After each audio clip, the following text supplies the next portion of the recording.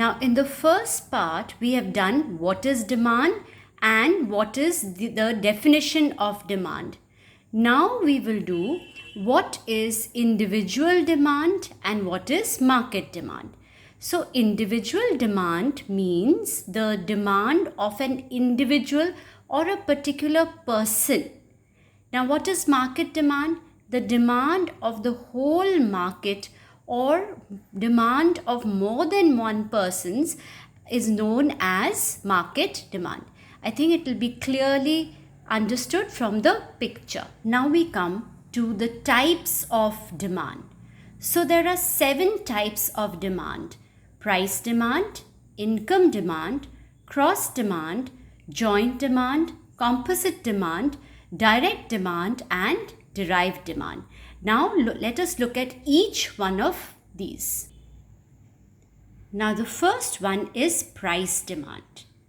As the name suggests, price demand is the various quantities demanded of a commodity at different price levels. Now if you look at the table on the left, you'll see that the price is first 5 rupees, then 4, then 3, then 2. And the quantity demanded is 2, 3, 5 and 8. What does this suggest? When the price is more, that is when it is 5 rupees, the quantity demanded is less. And as the price goes on decreasing, right up till 2 rupees, the quantity demanded increases to 8 kgs. Now the equation for this is dx is equal to f, or function of, now what does dx stand for? Dx stands for demand of commodity x is function of the price of commodity x. If you look at this diagram carefully, you'll notice over here is quantity on the x-axis and on the y-axis is price. And look at the shape of the demand curve. The demand curve is always sloping downwards. Now when the price is less, the quantity demanded is more. And when the price increases, the quantity demanded becomes less. The next is income demand. This refers to the various quantities of the commodity that will be bought by the consumer at various levels of income. Means when his income changes, when it increases or decreases, how will it affect his demand? But in this we assume that other things are equal. What are the other things? Price of the commodity, price of the other related commodities, tastes and preferences of the consumer. So in this you will notice that dx, that is demand of x, is equal to the function of y, and y stands for income. So the demand for x commodity is function of the consumer's income. Now look at these two diagrams over here. You will notice that in this the demand curve is sloping upwards and in this it is sloping downwards. I'll explain this to you. Why does that happen? So when we study the effect of the consumer's income on his demand, there are 2 kinds of goods that we talk about: normal goods and inferior goods. Now what are normal goods? If we talk about good quality rice, if we talk about good quality cloth, those are known as normal goods. And there's another kind of goods, they are known as inferior goods. Inferior goods are coarse grains, coarse cloth, etc.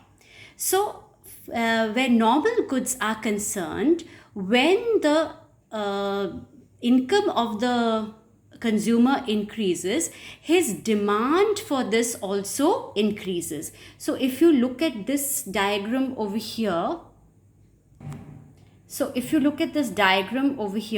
you'll notice that the demand is increasing. This is for normal goods. So when the consumer's income increases, his demand for normal goods goes on increasing.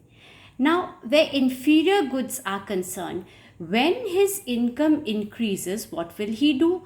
Obviously, he will shift from consuming these inferior goods to normal goods. So, with an increase in income, the demand for inferior goods decreases. So, you'll notice that this curve comes downwards. Here, you have the quantity demanded for inferior goods, and this is the income.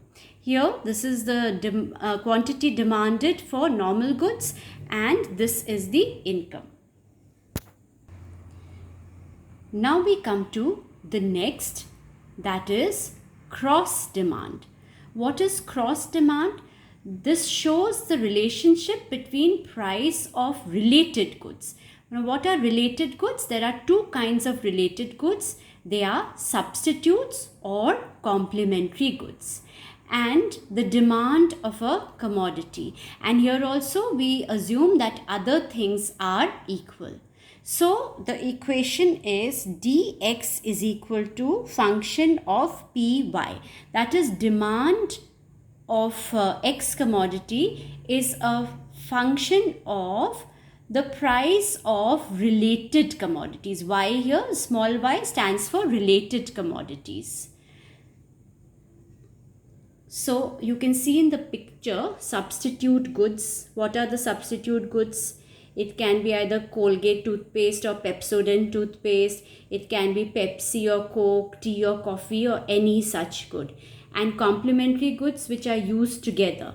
So here you have a DVD player and a DVD, and then you have toothbrush and toothpaste. So these are considered as complementary